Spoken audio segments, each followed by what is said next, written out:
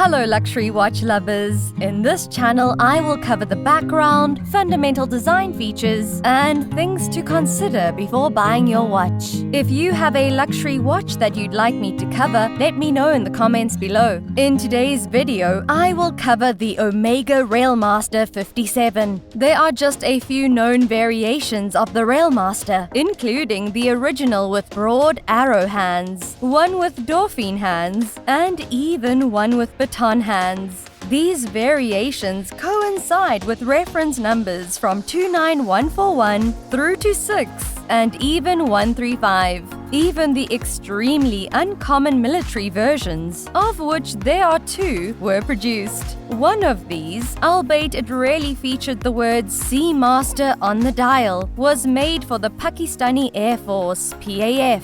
Despite this, the anti-magnetic cage was still placed in the Railmaster casing. The second, which may be a little more uncommon, was made for the Peruvian Air Force FAP. It had a Railmaster style case and movement, but was marked Flightmaster on the dial. OMEGA released new versions of the 1957 original, the Railmaster co-axial chronometer in 2003, and the Railmaster XXL chronometer in 2012. But none of them truly measured up to the 1957 original. That is, until now. Everything you could possibly want is included in the 60th anniversary Railmaster.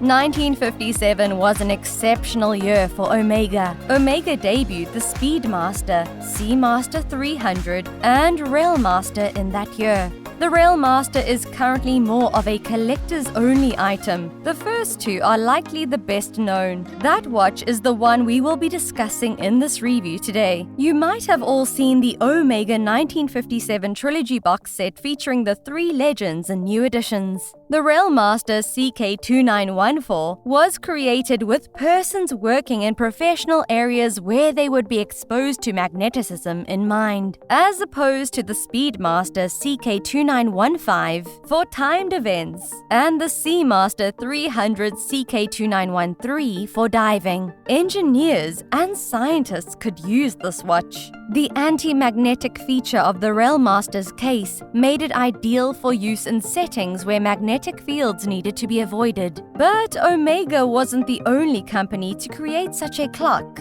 IWC and Rolex both desired a share of that market. Even though the Railmaster CK2914 was unquestionably the least popular of the 3 models, certain illustrious watches managed to make it into history before OMEGA stopped making them in 1963. It's not an understatement to say that OMEGA was feeling ambitious in 1957. It also released an anti-magnetic powerhouse to complete the trifecta, in addition to a great chronograph and a rugged yet attractive diver. The genuine homage to the Railmaster features many of the same lines and aesthetics as the original, but with significantly better technology. This watch is the ideal tool watch in disguise, especially at 38mm, and its allure comes from how modest it is. What OMEGA has produced is very unique, especially for enthusiasts who have a soft place for the Railmaster. The 60th anniversary Railmaster was successfully implemented and adheres to the original intent of the CK2914. OMEGA pays a lot of attention to detail, as was already established.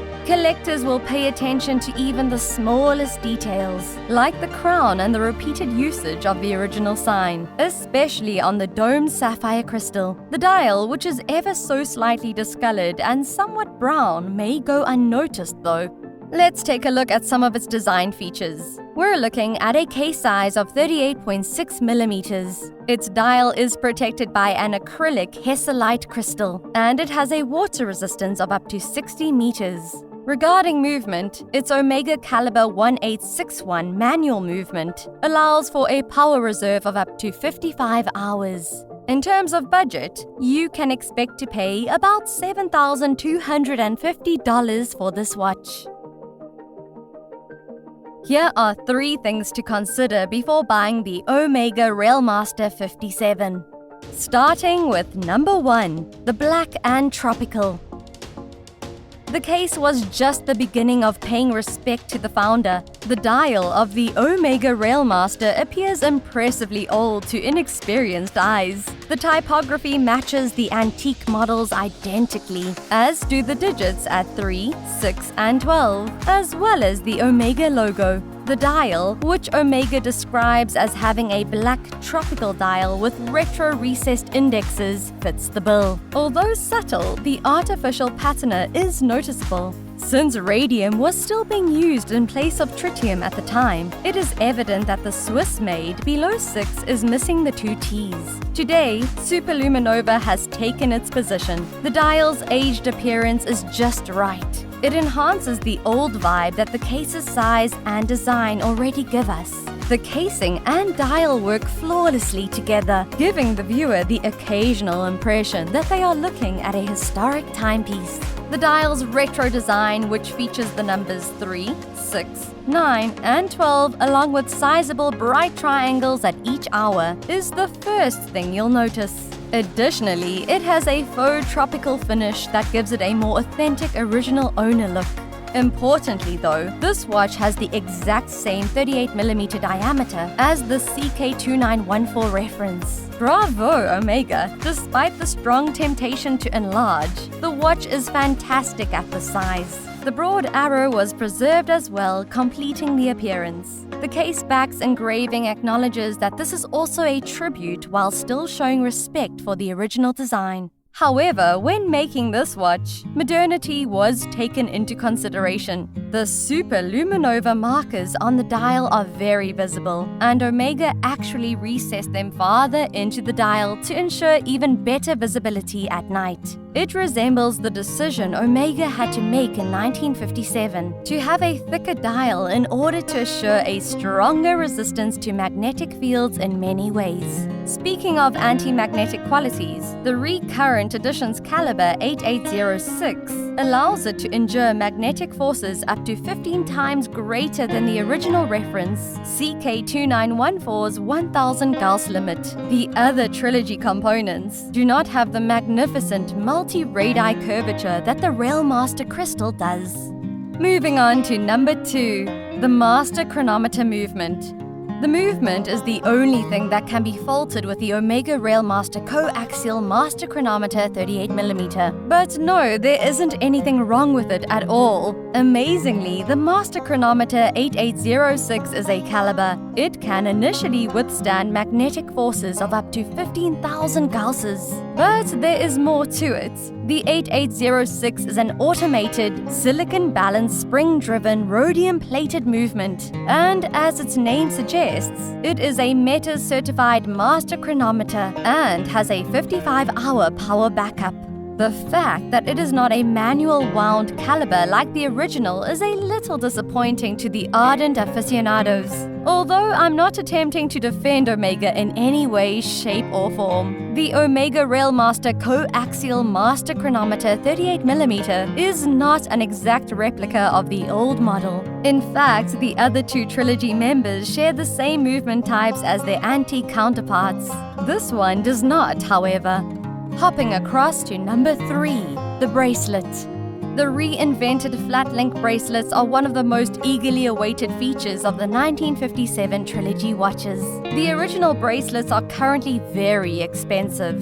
The OMEGA Railmaster co-axial Master Chronometer 38mm bracelet stylistically resembles these vintage bracelets quite a bit. It has flat, broad links that are polished on the sides yet brushed in the center. But this is where the similarities end. Since its inception, bracelets have come a long way. The new one is quite cozy and simple to wear. Although it no longer resembles a folded hollow link bracelet, it wonderfully complements the Railmaster. Thanks to a clever mechanism inside the clasp, the new bracelet's length may be easily adjusted. The clasp has grown fairly huge as a result, which is a drawback. Of course, the steel bracelet has been upgraded, but it has been done so tastefully, with polished outer links and brushed center links. It fits well. The flimsiness of the initial flat-link Omega bracelets, as well as the elastic links that are not very accommodating to men with hairier wrists, were arguably the most startling aspects of them. Although this bracelet type is nothing new, it has been customized for new trilogy models. However, what makes it even finer is the old-fashioned clasp, which, in true vintage flair, slightly overlaps the bracelet.